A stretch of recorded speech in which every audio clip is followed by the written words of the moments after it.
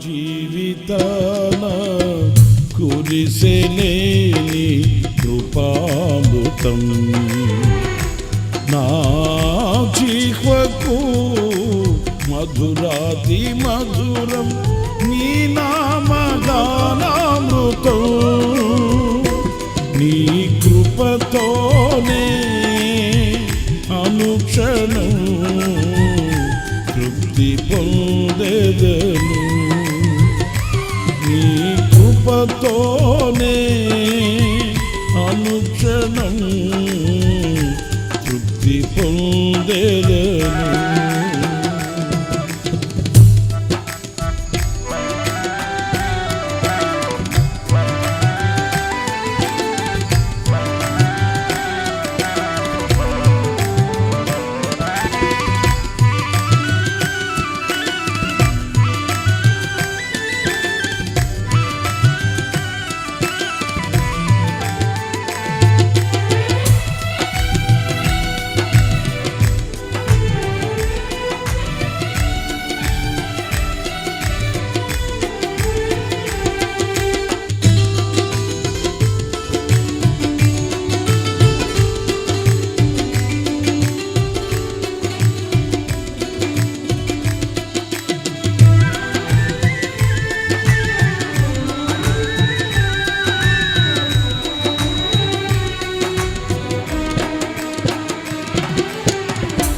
నీ దయ నుండి దూరము కాగా ప్రేమతో పిలచి పలుకరించితివే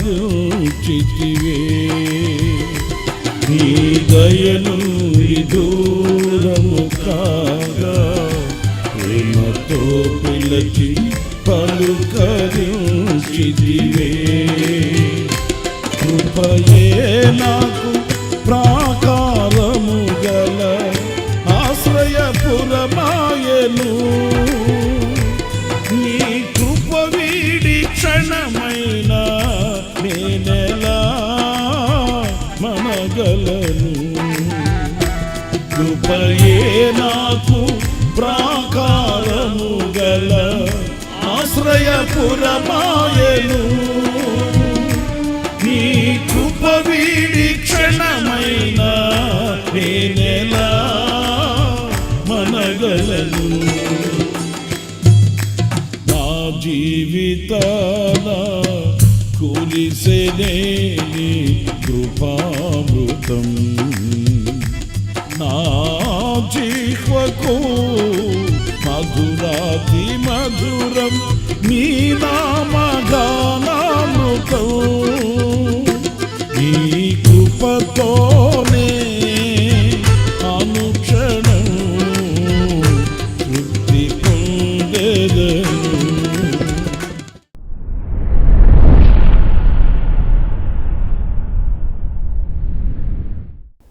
ప్రైజ్ ది లార్డ్. ప్రభు అయిన యేసుక్రీస్తు ప్రశస్త నామంలో మీ అందరికీ హోసన్నా మినిస్ట్రీస్ తరపున హృదయపూర్వకమైన వందనాలు తెలియపరుస్తున్నాను. ప్రభు మిమ్మల్ని దీవించి ఆశీర్వదించునుగాక. ప్రియులరా, పరిశుద్ధ గ్రంథంలో నుంచి ఈ పూట నీతిమంతుని యొక్క ఆశీర్వాదాలను గురించి కొన్ని విషయాలు మనం తెలుసుకుందాం. ఎందుకంటే నీతిమంతుడు ఈ లోకంలో ఎలా జీవిస్తాడు, ఎలాంటి దీవెనలు పొందుకుంటాడు మనకు తెలియాలి. నానుడి మాట ఏంటంటే నీతిగా నిజాయితీగా యథార్థంగా బ్రతికితే ఈ లోకంలో మనకు ఎలాంటి మేలు కలగదు, అలాంటి వారికి గుర్తింపు ఏమి ఉండదు, అలాంటి వారికి ఎలాంటి ఘనతలు ఉండవు అనేది నానుడి మాట. సర్వసాధారణంగా మన వాళ్ళ నోట మనం వింటుంటాము, భక్తిగా నీతిగా నిజాయితీగా యథార్థంగా ఉంటే ఏమొస్తుందండి అంటుంటారు. అందుచేత ఈ పూట అసలు నీతిమంతునికి ఎలాంటి దీవెనలు ఉన్నాయని పరిశుద్ధ గ్రంథం చెబుతుంది. వారు ఎలాగ దీవించబడతారనేది పరిశుద్ధ గ్రంథంలో నుంచి కొన్ని మనం చూద్దాం. సామెతల గ్రంథం 18వ అధ్యాయం 10వ వాక్యాన్ని నేను చదువుతున్నానండి. యెహోవా నామము బలమైన దుర్గము, నీతిమంతుడు అందులోనికి పరుగెత్తి సురక్షితముగా నుండును.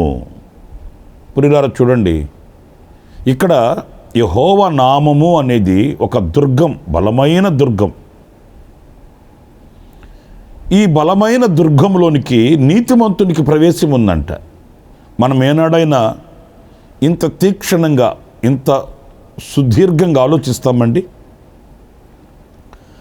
యెహోవా నామము ఒక బలమైన దుర్గము అన్నప్పుడు ఎవరు దాంట్లోనికి ప్రవేశించేది? ఈ లోకంలో ఆస్తి కలిగిన వాళ్ళ, ఈ లోకంలో అంతస్తులు కట్టుకున్న వాళ్ళ, లేక మంచి మంచి ఉన్నత స్థితిగతుల మధ్య, ఉన్నత పదవుల మధ్య ఉన్నవారా, లేకపోతే మంచి కులగోత్రాలలో పుట్టి పెరిగిన వాళ్ళ? ఎవరు? ప్రియులారా, ఇక్కడ ఏ కులాన్ని, మతాన్ని, వర్గాన్ని, వర్ణాన్ని ఆయన చెప్పట్లేదు. కానీ లేక పేద ధనిక భేదాన్ని ఆయన ప్రస్తావించట్లేదు. కానీ ఎవరైతే నీతియుక్తమైన ప్రవర్తన కలిగి నీతిమంతుడై ఉంటాడో, అంటే ఈ లోకంలో ఉన్న స్వనీతిని, దుర్నీతిని విడిచి దైవనీతిని ధరించుకుని వాడై, ఆ సత్ప్రవర్తనని కలిగిన వాడై ఉంటాడో, అలాంటి వ్యక్తికి ఈ బలమైన దుర్గంలోనికి ప్రవేశం ఉందంట. అక్కడ అతడు సురక్షితంగా ఉంటాడు.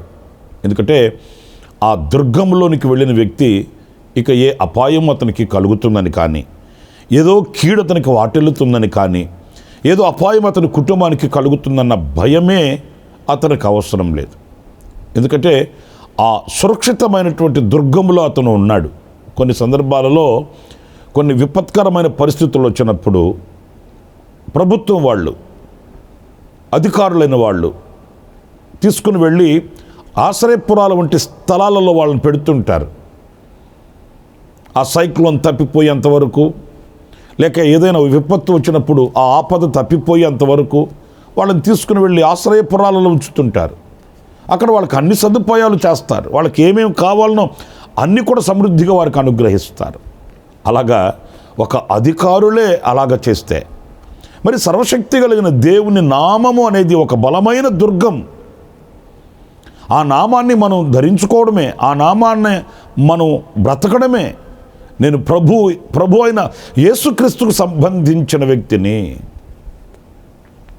నేను ఆయన రక్తంతో కడగబడిన వ్యక్తిని, ఆ యేసు నామమందు నేను ఆనందిస్తున్నాను, ఆ నామాన్ని నేను ధరించుకొని ఉన్నాను అని మనం బ్రతకడమే మనకు ఒక సురక్షితమైన అనుభవం అండి.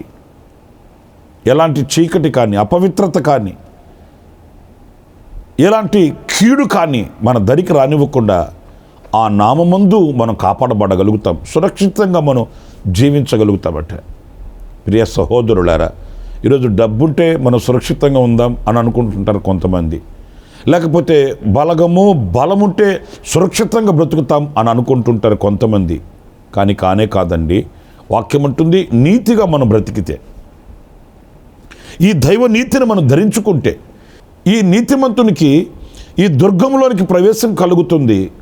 అతడు సురక్షితంగా కాపాడబడగలిగి సురక్షితమైన జీవితాన్ని అనుభవిస్తాడు అనేది ఈ వాక్యం చెప్తున్న సత్యం.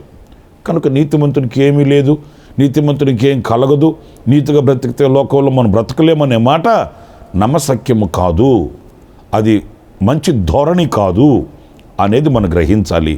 నీతిమంతునికి మొదట కలిగి దీవెన ఆయన నామమందు ఒక దుర్గములో కాపాడబడినట్లుగా కాపాడబడగలుగుతామనేది మనం నేర్చుకోవాలి. మరొక విషయాన్ని కూడా నేను మీకు జ్ఞాపకం చేస్తాను. అది కీర్తనల గ్రంథం 37వ అధ్యాయం 17వ వాక్యాన్ని నేను చదువుతున్నానండి. భక్తిహీనుల బాహువులు విరవబడును, నీతిమంతులకు యెహోవాయే సంరక్షకుడు. ప్రియులారా, చూడండి వాక్య భాగంలో నీతిమంతుల కంట దేవుడే సంరక్షకుడై ఉంటాడంటండి. దేవుని పరిశుద్ధ నామానికి మహిమ కలుగుగాక. ప్రియులారా, ఒక దుర్గములో కాపాడబడడం ఒక విధం అయితే, ఈ వాక్యం ఇంకొంచెం మనకు దివ్యమైనటువంటి అనుభవాలని పరిచయం చేస్తుంది. అదేంటంటే యెహోవాయే అతనికి సంరక్షకుడై ఉంటాడట. అంటే ఆయనే వారిని రక్షిస్తాడు, కాపాడుతాడు, భద్రపరుస్తాడు. ప్రియులారా, చూడండి, లోకంలో రక్షక భటులు ఉన్నారు. వాళ్ళకి రక్షణ ఎవరు? వాళ్ళు కాపాడబడితే కదా వారు మరొకరిని కాపాడుతారు. ఇలాగ మనం పోల్చుకుంటూ వెళితే ప్రతి మనిషికి రక్షణ కావాల్సిందే, భద్రత కావాల్సిందే, ప్రతి వ్యక్తికి కాపుదల కావాల్సిందే. మనకు వాళ్ళున్నారు, వీళ్ళున్నారు, వాళ్ళ కాపుదల నాకుంది, వీళ్ళ కాపుదల నాకుంది అని అనుకోవడం మన అవివేకం అండి. ప్రతిదానిని కాపాడగలిగిన ఒక బలమైన శక్తి మనకు కావాలి. ఆ శక్తి ఎవరి దగ్గర ఉందంటే మనం ఆరాధించే ప్రభు దగ్గర ఉంది. ఎవరిని ఆయన కాపాడుతాడు అని అంటే, ఎవరిని సంరక్షిస్తాడు? నీతిమంతులను. మరి నీతిమంతులకి ఏమి లేదనుకోవడం తప్పు కదా, నీతిమంతులకి ఏమి దొరకదు అని అనుకోవడం అబద్ధం కదా.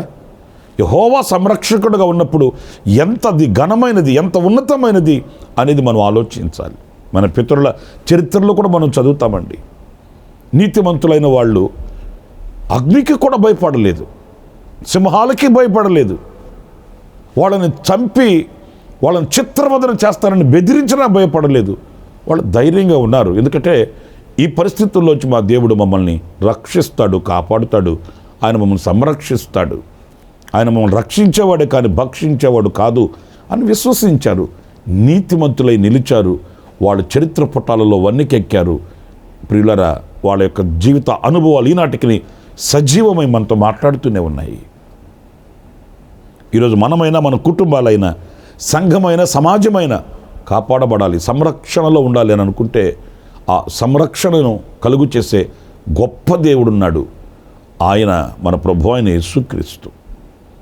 కనుక ఈ సంరక్షణ ఈరోజు ఒకవేళ ఇంతవరకు మనకు లేకపోతే, అలజడులతో అల్లాడిపోతూ, కలవరాలతో కన్నీళ్లు పెడుతూ, వేదనతో వ్యధ చెందుతూ, ఎవరూ లేరు అనే ఆవేదనల మధ్య ఒకవేళ పొగసగలు కక్కుతూ జీవితాన్ని భారంగా మార్చుకుని ఉంటే, ఇదిగో ఈ మాటలు వింటున్న నా సహోదరులారా, నీతిమంతులకు ఆయన సంరక్షకుడై ఉంటాడు. ఆ నీతిని మనం కలిగి ఉండడానికి మనం తీర్మానం చేసుకోవాలి. ఈ నీతిని మనం ధరించుకోవాలి. ఈ నీతియుక్తమైన ప్రవర్తనని మనం అలవర్చుకొనవలసిన అవసరం ఎంతైనా కూడా మన మీద ఉంది. ఇంకొక మాట కూడా నేను మీకు పరిశుద్ధ గ్రంథంలో చూపిస్తాను. కీర్తనల గ్రంథం 34వ కీర్తన 17వ చరణంలో మనం చదివినప్పుడు అక్కడ వ్రాయబడిన మాట, నీతిమంతులు మొరపెట్టగా యెహోవా ఆలకించును, వారి శ్రమలన్నింటిలో నుండి వారిని విడిపించును. దేవుని పరిశుద్ధ నామానికి మహిమ కలుగునుగాక. ఇక్కడ చూడండి, నీతిమంతుల మొర్ర ఆయన వింటాడంట. వారికి కలిగిన శ్రమలన్నింటిలో నుండి, అవి ఏ శ్రమలైనా, ఏ ఇబ్బందులైనా, ప్రియులరా, ఆ శ్రమలన్నింటిలో నుండి వారిని ఆయన విడిపిస్తాడట. అందరూ ప్రార్థన చేసేవాళ్లే, అందరూ మొరపెట్టేవాళ్లే, అందరూ దేవుని సహాయాన్ని కోరుకునేవాళ్లే. కానీ ఎవరికి ఆయన ఉత్తరం ఇస్తాడు, ఎవరిని విడిపిస్తాడు, ఎవరికి తోడే ఉంటాడు అనేది ఈ వాక్యం చెప్తున్న సత్యం ఏంటంటే, నీతిమంతులకు ఆయన చెవియొగ్గి ఉంటాడట, వాళ్ళ మొర ఆలకిస్తాడట, వాళ్ళ శ్రమలలో నుండి ఆయన విడిపిస్తాడట. ఏ శ్రమలు లేవు అనేవాళ్ళు ఈ లోకంలో ఎవరు లేరండి. ఎంత చెట్టుకి అంత గాలి అన్నట్లు ఏదో ఒక శ్రమ, ఏదో ఒక శోధన, ఏదో ఒక ఇబ్బంది సర్వసాధారణం. అయితే వాటిలన్నింటిలో నుంచి విడిపించగలిగిన శక్తి గల దేవుడు మనకు కావాలి. ఆ విడిపించేవాళ్ళు లేకనే కదా అలసి సొలసి సొక్కి సొమ్మసలిపోయి విరక్తి చెంది అఘాయిత్యాలకు పాల్పడి ఎన్నో అపశృతులు మనం చూస్తున్నాము, వింటున్నాము. ఆ విడిపించే నాదుని మనం ఎందుకు చేరుకోలేకపోతున్నాం? ఆ విడిపించే దేవుని ఎందుకు ఆశ్రయించలేకపోతున్నాము? విడిపించే దేవుని ఎందుకు ఆశ్రయించి ఆరాధించలేకపోతున్నాం అనేది ఒక ప్రశ్న కాదా? నీతిమంతులుగా మనం బ్రతికితే, నీతిమంతులమై మనం ఉంటే ఎన్నటికీ మనం కదల్చబడము. మన ప్రార్థన ఆయన ఆలకిస్తాడు, మన శ్రమలన్నింటిలో నుండి ఆయన విడిపిస్తాడు. ఒకవేళ మన శక్తికి మించిన శ్రమలు కావచ్చు, ఒకవేళ ఏ మనుషులు మనకు సహాయం చేయలేని పరిస్థితులు కావచ్చు, కానీ ఆయన మనకు మొండి చేయి చూపించేవాడు కాదు, ఆయన వెన్ను చూపించే దేవుడు కాదు, ఆయన మనల్ని దాటుకుని వెళ్ళే దేవుడు కాదు. అపాయంలో నుంచి ప్రార్థన చేసినప్పుడు, శ్రమలలో నుండి ప్రార్థించినప్పుడు ప్రియులరా, ఆయన మన ప్రక్కన నిలుస్తాడు, ఆయన మనకు విడుదల ప్రసాదిస్తాడు, ఆయన మనల్ని ఉన్నతమైన మార్గంలో నడిపించి ఆయన కొరకైన పత్రికలుగా మనల్ని వాడుకొనుటకు ఆయన శక్తి గల దేవుడు అండి. దావీదు జీవితంలో మనం చదువుతాము, వెళ్ళిన ప్రతి చోట యెహోవా అతనికి తోడై ఉన్నాడట. ఎందుకంటే ప్రతి చోట అతనుకున్న ఆపద ఏంటి ప్రభువుకు తెలుసు. దావీదు వెళ్ళిన ప్రతి చోట ఏ ఏ ఇబ్బందులు, ఏ ఇరుకులు, ఏ ఏ కష్ట నష్టాలు, ఏ ఏ శ్రమలు ఆయన వెన్నంటి ఉన్నాయో తెలుస్తాను, దేవునికి తెలుసు. అందుకే తాను వెళ్ళిన చోటల్లా దేవుడు అతనికి తోడుగా ఉండి విడిపించుకొని నడిపించుకొని తీసుకుని వచ్చాడు. 40 సంవత్సరాల పాలనలో దావీదుని ఆయన ఘనపరిచాడు, ఉన్నత స్థితిలో ఉంచాడు. మరి అలాంటి దేవుడే మన దేవుడు కదా. మరి నీతిమంతులకు కలిగే ఈ దీవెనలు మనం పొందుకోవాలి కదా. ఎందుకు నీతిని మనం తిరస్కరిస్తున్నాము? దైవ నీతిని ఎందుకు ఉల్లంఘిస్తున్నాము? ఆ దైవ నీతిని అలవర్చుకొని ఎందుకు ఇలాంటి దీవెనలు మనం పొందుకోలేకపోతున్నాం అనేది మనం ప్రశ్న వేసుకోవాలి. ప్రార్థన చేసుకుందాం. కృపా సత్య సంపూర్ణుడ జీవాధిపతి అయిన ప్రభువా మీకు వందనాలు చెల్లిస్తూ, నీతిమంతులకు కలుగు దీవెనలు అనుభవాలు ఎలాంటివో నాయన మేము ధ్యానించుకుంటూ వచ్చాము. అవును ప్రభువా, నీతిమంతులను నీవెన్నటికి నిచ్చే విడిచే దేవుడవు కాదు, ఎన్నటికి నిచ్చే విడిచే దేవుడవు కాదు నాయన. నీతిమంతులకు నీవు ఆసన్నుడవు, నీవు సమీపముగా ఉండే దేవుడవు నాయన. అందుకు నీకు స్తోత్రాలు చెల్లిస్తున్నాను. నీతిమంతునికి ఒక దుర్గములో ప్రవేశం కలిగించిన దేవుడవు. నీ నామము ఒక బలమైన దుర్గం, అందులోనికి ఆహ్వానించిన దేవుడవు. నీతిమంతులకు సంరక్షకుడుగా ఉన్న దేవుడవు. నీతిమంతుల మొర విని వారిని విడిపించే దేవుడవు. మేమే గుర్తించలేకపోతున్నాము. నీతికి శిరస్సు వంచి, నీతిని అనుసరించి, నీతి మార్గములలో నేను వెంబడించి మీ దీవెనలు పొందుకోవడానికి మాకు కావలసిన కృపను మెండుగా మీరు మాకు అనుగ్రహించి నడిపించమని నన్ను మమ్మల్ని మీ చేతులు సమర్పించుకుంటూ, ఈ మాటలు వింటున్న ప్రతి బిడ్డని, ఈ ప్రార్థనలో ఏకీభవించిన ఒక్కొక్క వ్యక్తిని నాయన మీరు చేయిపట్టి దృఢపరిచి ధైర్యపరిచి స్నేహించి మీ బిడ్డలను మీరు ఆదుకొనమని ఆశ్చర్యకరమైన మీ హస్తానికి అప్పగించుకుంటూ యేసు నామములో ప్రార్థించి వేడుకొనుచున్నాను తండ్రి. Amen, amen. ప్రభు మిమ్మల్ని ఆశీర్వదించి దీవించునుగాక. ఈ దినమంతా విశేషమైన కృప నా దేవుడు మీకు తోడుగా ఉంచుగాక. ఆమెన్. ప్రతిదినము ఈ అనుదిన కృపాను సందేశముల కొరకు, ఇంకా మరిన్ని ఆత్మ సంబంధమైన సందేశాల కొరకు ఈ మా యూట్యూబ్ ఛానల్ ను సబ్స్క్రైబ్ చేసుకోండి. Pastor Ramesh hosanna ministries.